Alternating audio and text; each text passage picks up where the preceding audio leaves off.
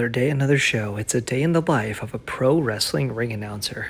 I know it's been a while, but MPX has been without a building for 2 months. But tonight, they're finally back, and Metroplex Wrestling goes back to Fort Worth and presents The Purge. But first, I gotta wake up and keep this little guy entertained. Definitely the highlight of any day. Took the dog outside.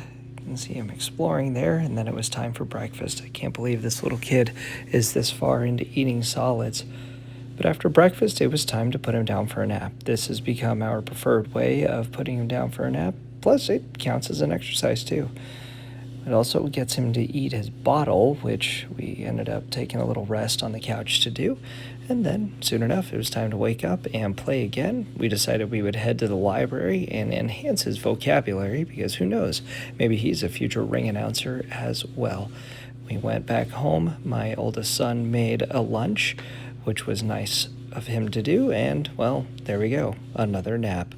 But then it was time to start getting things ready for the show, so I brought my wardrobe assistant in to help me pick out my clothes, again, trying to match the poster, because I think that's a fun thing for announcers to do, is to match what the show poster looks like. Second most important part of any show is making sure your hygiene is good, and then we were all dressed and ready to head out to the Southwest Community Center. Not a terrible drive, just about 30 minutes away from the house. And there you can see the venue, and you'll see here my oldest son, who accompanied me, dressed the part for The Purge. He was definitely a hit that night. Headed inside to the venue, and then you can see the setup right here. The MPX addicts filled out the Southwest Community Center pretty well. We were here earlier this year for the Texas Rumble. And then it was time to take a look at the tech setup, and then we recorded the No Gimmicks podcast for the pre-show. The doors opened, we let the MPX addicts in, and you can see here they filled it up pretty well. I think it was a sellout, at least 350 people here, which is a great selling point for MPX, who hasn't been out in 2 months. Then it was time for the curtain to go. You can see Cody Cox and Tyler Foster making their entrance just before I hit the stage. We had so much action, including a first blood match, a Texas tornado match that spilled everywhere, and, of course, we saw AEW's bounty hunter, Brian Keith, and I got to make a pretty cool announcement. Here is your winner, Tag Team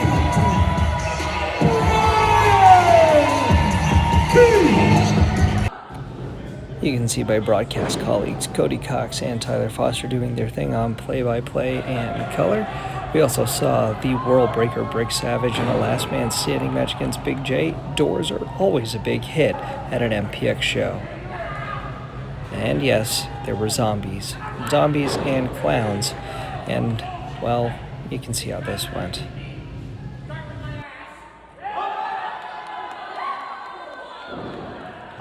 And as zombies do, they fought over a leg.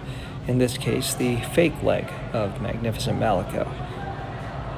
Needless to say, it didn't go very well. But the main event belonged to the women. Vert Vixen and Abaddon in a triple threat match, challenging Lucilla Kelly for the MPX Women's Championship.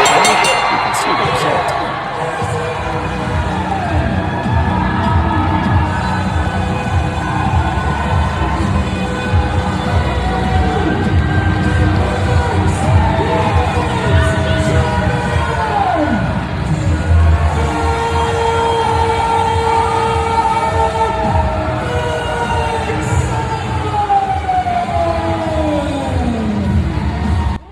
Fantastic way to cap off a memorable evening.